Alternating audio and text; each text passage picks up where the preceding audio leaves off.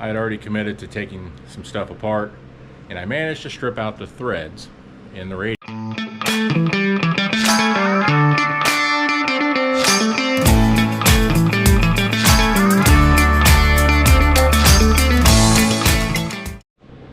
Alright, welcome back everybody. We are back working on the Jeep once again. I hope you enjoyed the new video. If you haven't watched it, go back and take a look at it.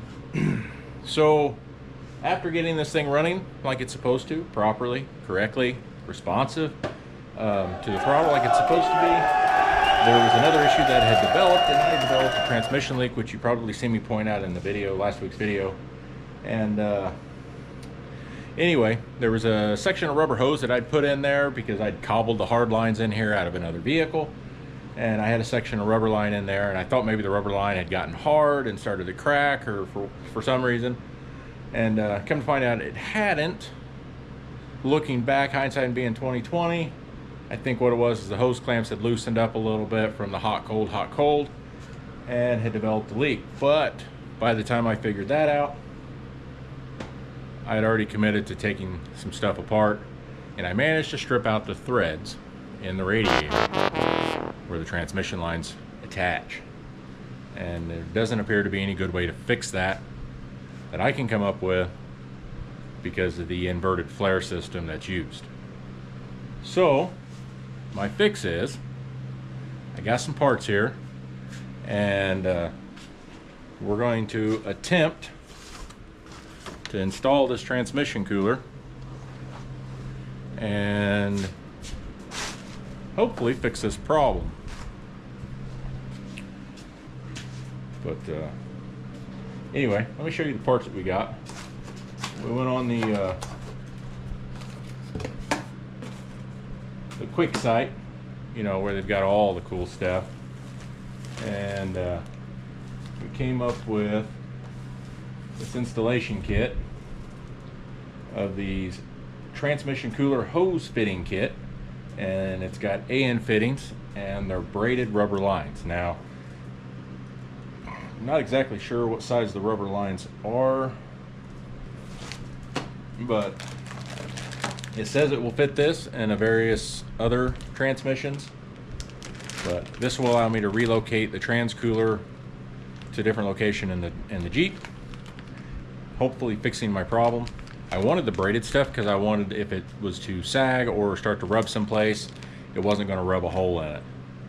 So that's the reason why I went with these. Hopefully this works out. It came with some various fittings, some 90s. See what we got in here. We got some 90s. They're primarily 6 AN. I don't see any 8 ANs in there, but hopefully this has got the parts that I need. I'm not seeing it to get it out of the transmission to those lines, which I thought the image showed that I had what I needed, but I'm not seeing them in here. So anyway, we'll have to figure out what we need there. But that should take care of that. And then the other part I got is the actual transmission cooler. And because I went with braided lines with AN fittings, I needed something to accommodate on the other end for the cooler. I did have to buy a couple other AN fittings. I'll show you why here in just a second.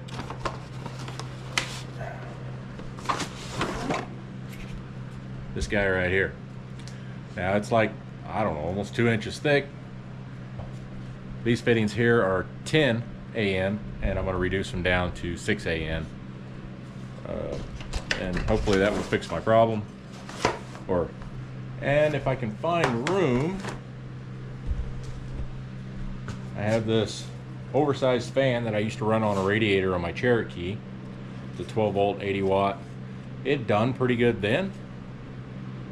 It's a little bit big for this cooler, I think, but we'll see if we can adapt it on there. I did purchase a means for triggering the fan. So we have a thermostat here. I think you can see that.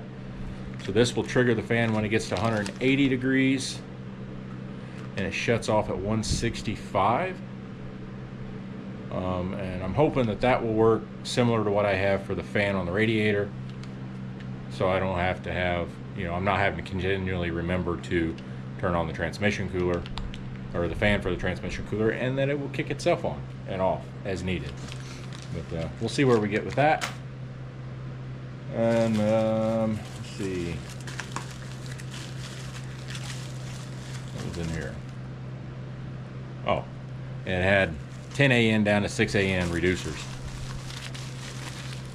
so we needed that. The thermostat should be nice. I'll show that to you when we get a little closer to installing that, how that works.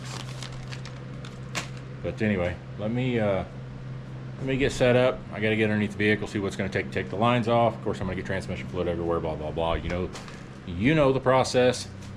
So let's get at it.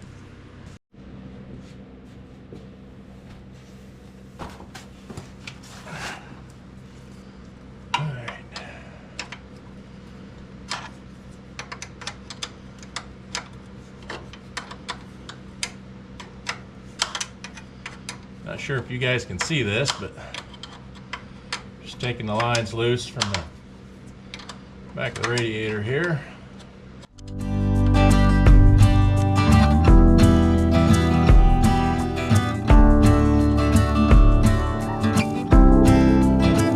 Oh, it's so aggravating. This thing did not leak at the radiator until I started messing with it. And voila. Here we go. Here we are.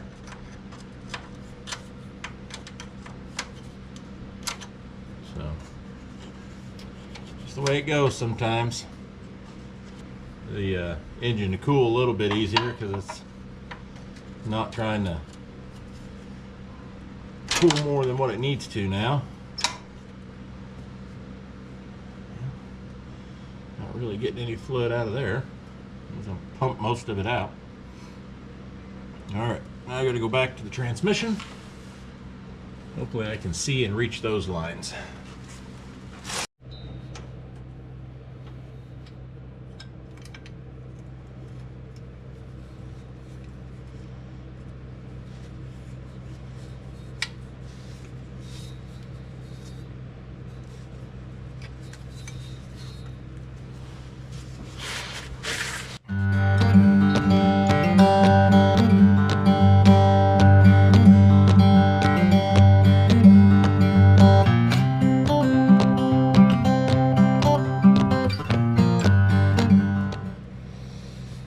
Suppose these looking like the same size, it's going to matter which is feed and which is return because of the way it's being hooked up. So I'm not going to worry too much about that.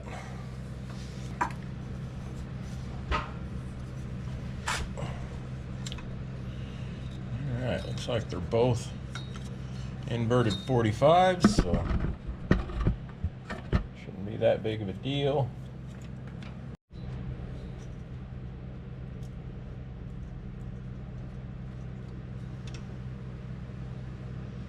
All right, that appears to be, if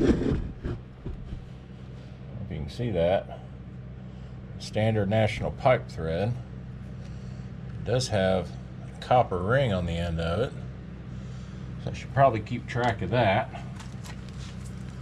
That was tight. Probably not been out of there since it got rebuilt. I had this transmission rebuilt a number of years ago. My guy, it's no longer in business. And when it was in an RV at the time, since then, the RV's been dismantled, and the motor is waiting to go in another vehicle. This is the transmission that was in it, and the rear end's waiting to go into something else. I just keep harvesting parts. All right, those look to be the same. Thread in the same.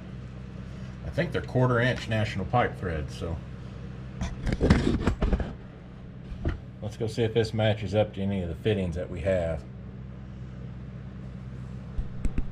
All right, right off the bat we have some differences. So this is what came out. It's got the inverted flare, and it came with a copper washer on them. That's probably standard, maybe standard from the rebuild guide. The pieces and parts that came with the hose kit came with 4 of these 90s. We got 6AN here, male 6AN on this end, and all 4 of these are the same. The ends that are supposed to screw into the transmission are these straight pieces. We got a 1/4 inch national pipe thread, and then the 6AN coned section on this end, male end on this end. Now this doesn't have the big shoulder on it like the fittings that came out of it, so I don't know if that's needed or not.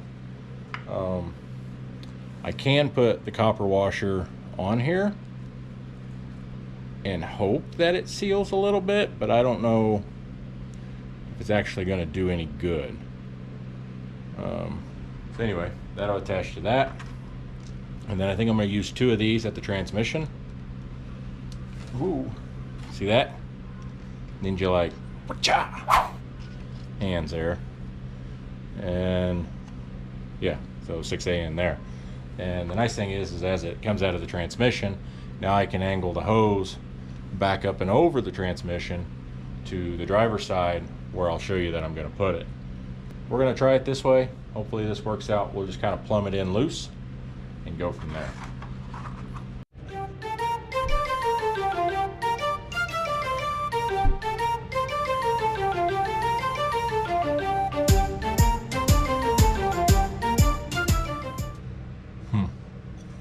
O-ring's only going to be effective if it actually bottoms out,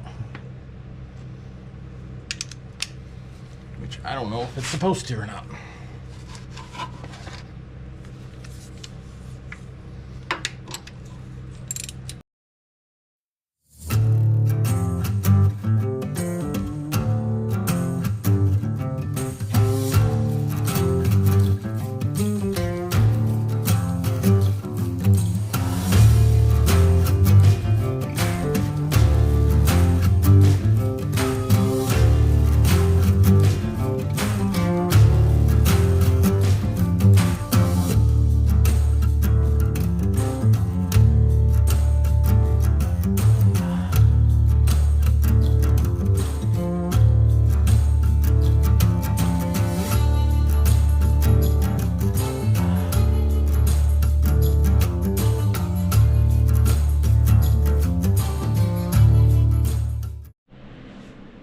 We didn't get as much done as we wanted the other night. New night, this is where I'm at. Got the mounting tabs tacked to the firewall. Probably redo this later. I think I may put another bolting point here and change this up, but for now this will work. I do not have the electric fan on it. I still have to make something to go on there to hold the fan, and it's got to be on there in such a way that it doesn't lock the cooler in. I currently have everything tightened up with the exception of this fitting here right on top, because I'm going to see if I can purge some air out of the system. It's going to take a little bit of transmission fluid to fill that up, and I'm thinking that it's not going to pump the air well, and I've already lost a bunch of transmission fluid, so I think I'm going to add probably a 1/2 quart back in it, and then fire this thing up, run it a little bit, see how it works. As long as everything's pumping good and I don't have no leaks, then we'll work on mounting things out of the way, getting the fan mounted and getting the hose routed in such a way that they're not going to get in the way of anything. Currently they're routed pretty decent. I just got to get them lifted up and pulled back from a couple linkages. Lessen the chances of it actually rubbing or wearing through. So let me get some transmission fluid, get it back in this thing, clean a couple things off of the front here. Move this out of the way, and this out of the way, and I think that's about good enough. Got to find me a funnel and some transmission fluid. Well, looks like I've got to run to town. I am apparently completely out of transmission fluid. I think I used it on the Acadia just before it went down, which means it's got a whole bunch of brand new stuff and stuff that I ran through it for a few minutes trying to flush. All right, we are back. Got some transmission fluid here. We'll dump in a quart, see where we end up.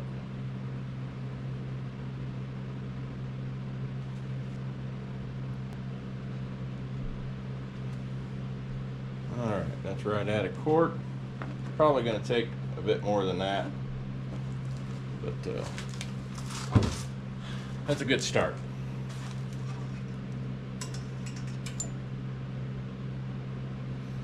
What do you think of that dipstick? Woo! It's only 6 ball fields long.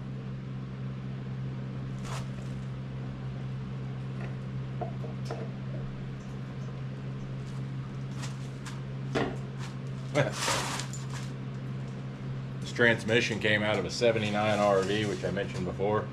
I just kept the dipstick tube that was on it. I mean, why not? You know what I mean? Just a touch low on the oil there. We'll add to that later. Good enough for what we're doing. And I hope this works without dumping fluid everywhere. Alright, first thing we're going to do, tell you what, we're just going to go ahead and snug this back up. We'll crack it loose after it's running. Make sure we don't have any leaks anywhere else. Open the door up.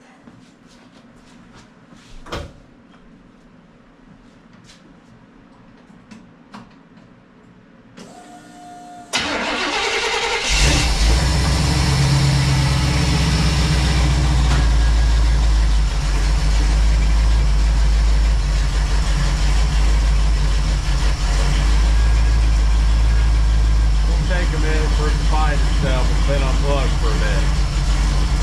Got to readjust.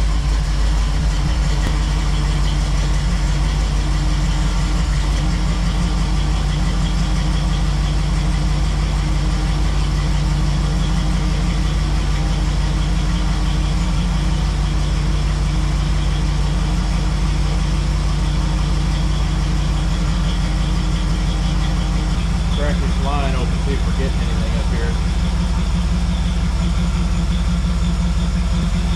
Got fluid there. You have to let this thing get up to temperature at least to the point where the fan kicks on. Alright, I wanted to show you this. See, we've developed a little bit of a leak here. I have to see if I can snug that down.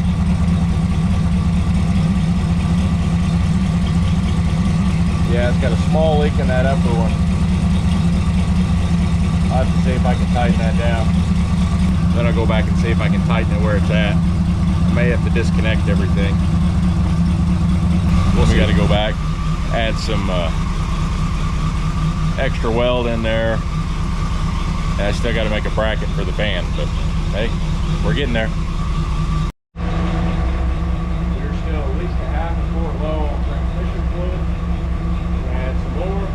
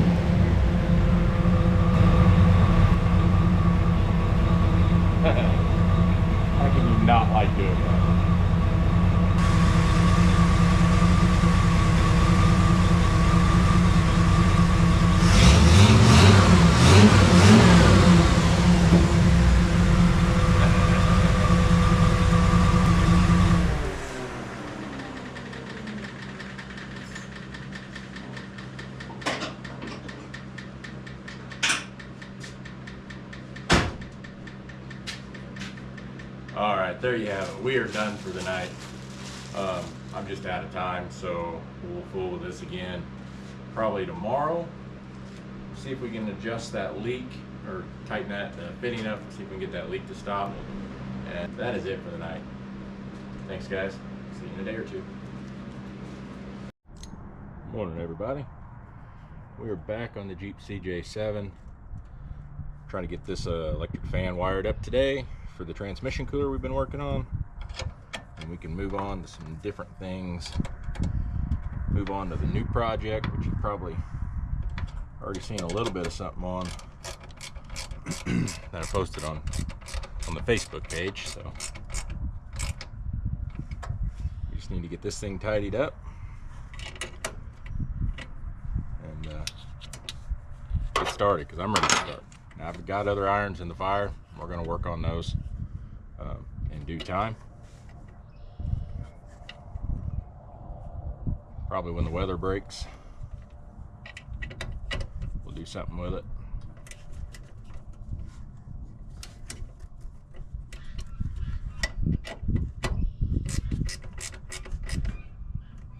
This thing is nearing finished, which is what we need. Well, finished enough.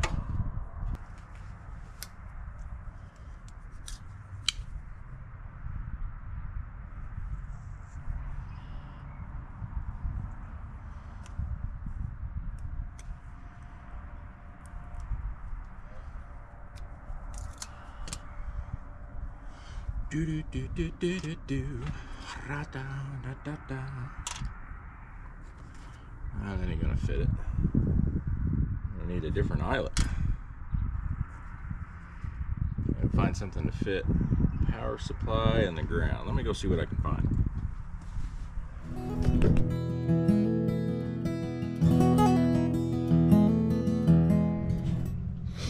All right, a little bit of an update. Just been wiring away, trying not to bore you guys, but getting stuff done that needed to be done.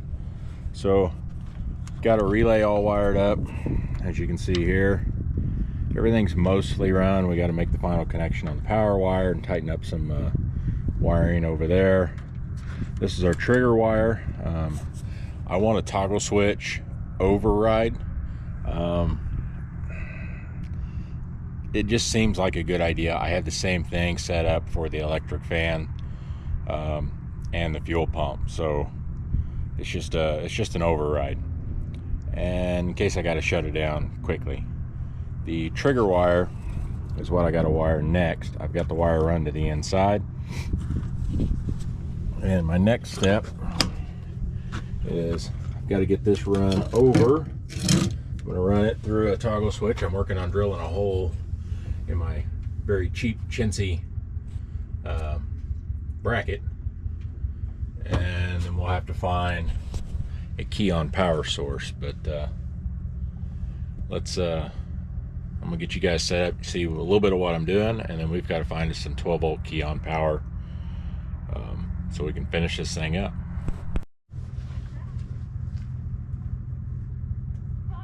Have fun.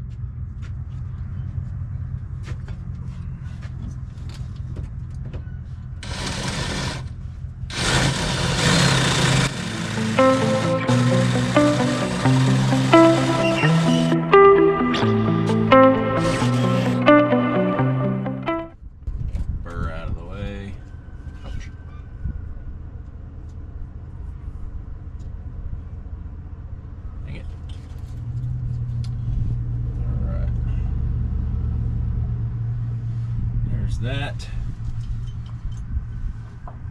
Be nice to go to a switch panel, something a little cleaner than this. Maybe I will one day.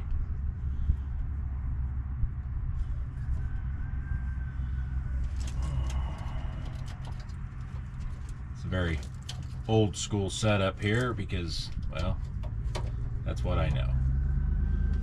Alright, it's not red, you're dead. It's red, it's because transmission fluid's red, and that's how I'll differentiate this from the other two switches, and we'll call it good enough. Alright, next step, wiring. Alrighty, this thing buttoned up. Taking forever.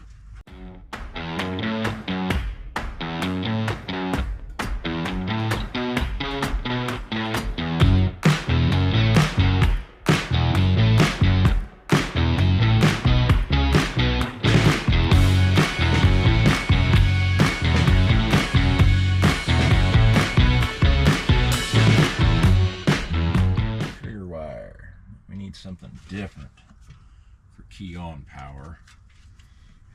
We need to make sure we get us a good array of colors in here. You know, your wiring's not complete. Your wiring's not complete until it looks like a rainbow. You know what I mean? All right.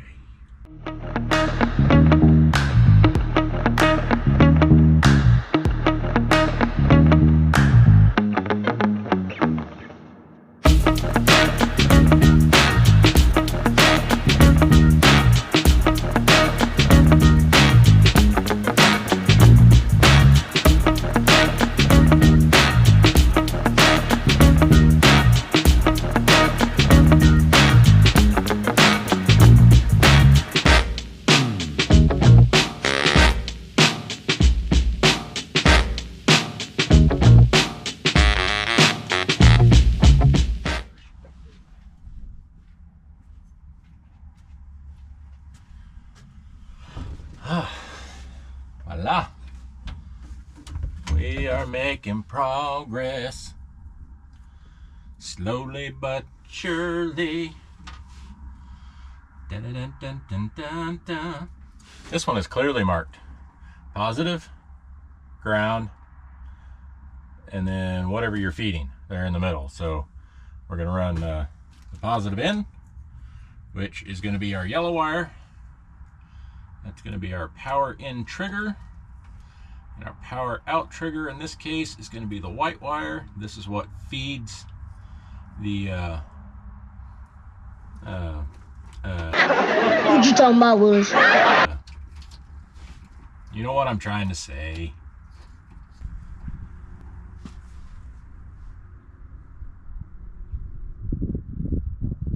Now, what's the best way to find a key on power wire in a botched up wiring system? You just find the ones you've already trimmed off, turn the key on, and see which ones give you 12 volts. That's how we do it. All right, test our meter, make sure we're good. Perfect, 12 volts.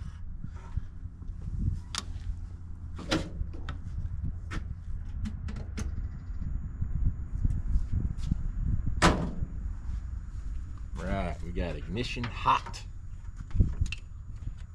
Let's see, what about you? Do you produce power?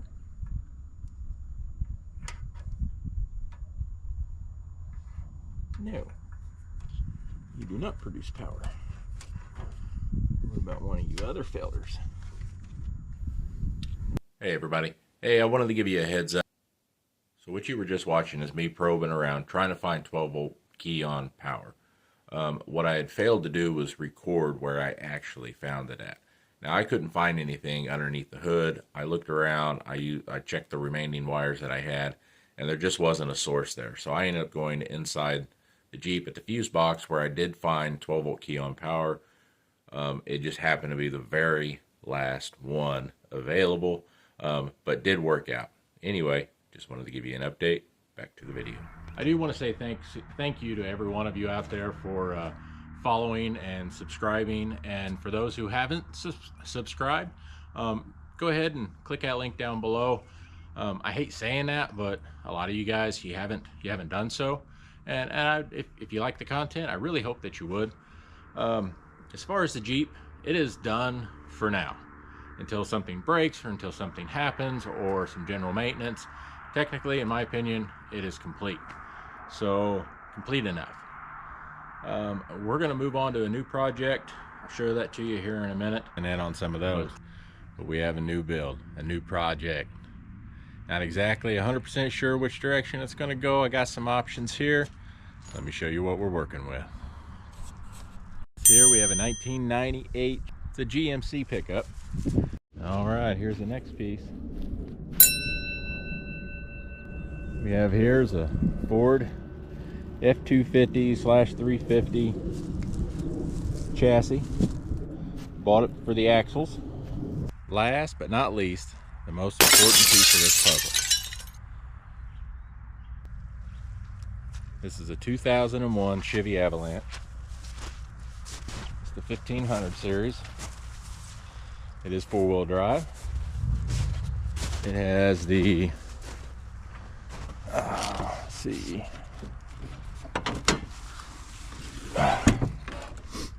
5.3 liter Vortec engine.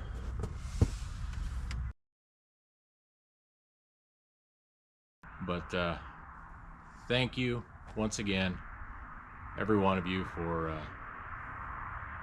watching this stuff, and it really helps me out and it helps me achieve my goal. Thanks to every one of you, and God bless, and hope you have a wonderful evening.